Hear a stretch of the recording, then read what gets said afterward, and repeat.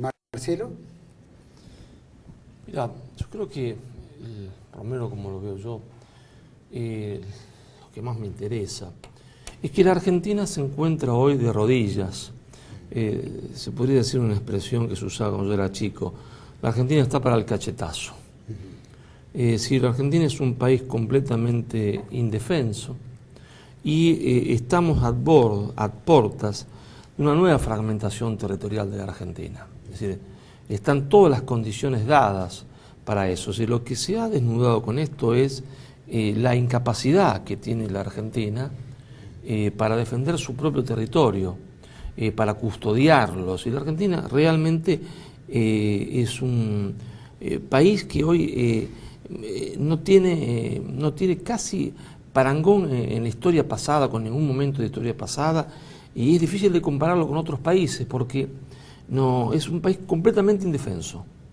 ¿Sí? Un país donde tiene una fuerza aérea, ¿no es cierto?, cuyos aviones no vuelan, es decir, son pilotos que no tienen aviones.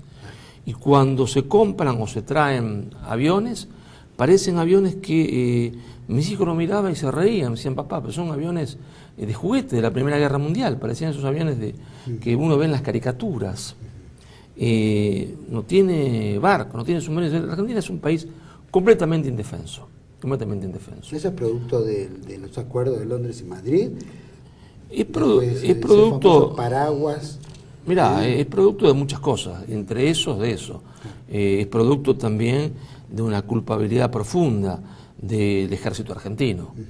Es decir, la guerra de Malvinas no solo trae como consecuencia los acuerdos de Madrid, que implica la indefensión de la Argentina, sino que independientemente de los actos de valor, que lo hubo muchos y muchísimos oficiales y soldados en la guerra, nosotros perdemos la guerra sin dignidad.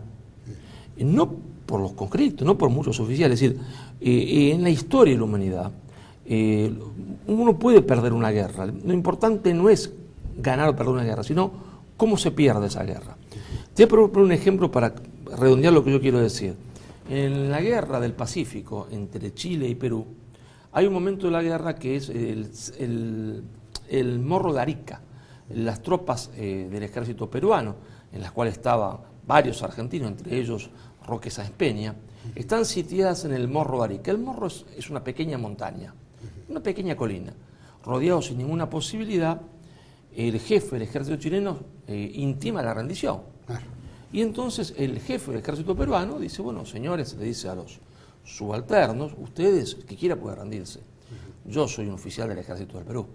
Yo me voy a quedar combatiendo hasta el último cartucho. Y entonces hay un montón de oficiales, entre ellos Roque Sáenz Peña, argentino alistado en esa guerra, porque sabía que esa guerra no era de Chile contra el Perú, sino que era de Inglaterra contra el Perú, y se queda. Por supuesto, al comandante peruano, a Bolognesi, lo matan en el cerro en el Morro de Arica, lo asesinan, lo matan ahí. Y Perú perdió la guerra, fue ocupada Lima. Es que en algo quedó herido y mellado el ejército peruano, el honor del ejército peruano.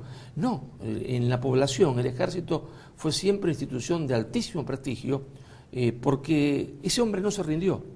Y yo tengo esa imagen grabada en la memoria, esa imagen dolorosa. Yo era un jovencito, ¿no es cierto?, durante la guerra de Malvinas, del día de la rendición, donde indignamente, de una actitud absolutamente indigna del uniforme del ejército argentino, nuestro general se entrega peinado y engominado para la foto, mientras que el general inglés estaba sucio porque venía de combatir. El nuestro se había preocupado de estar bien para la foto. Ese hombre que había prometido defender a la patria con su vida, y ese hombre que se había hecho el gallito diciendo que solo lo iban a sacar con los pies para adelante, sin rendirse y combatir. Él tenía que haber muerto.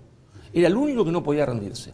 A él lo tenían que haber sacado a tiros donde se hubiese refugiado en el último lugar, como hizo Bolognesi. Y entonces el ejército argentino hubiese quedado intacto en la historia, intacto. Entonces nosotros pagamos muchas culpas. Pagamos culpas de un ejército que se levanta en el 55 contra un gobierno popular que había fortalecido al ejército como jamás se había dado en la historia de la Argentina.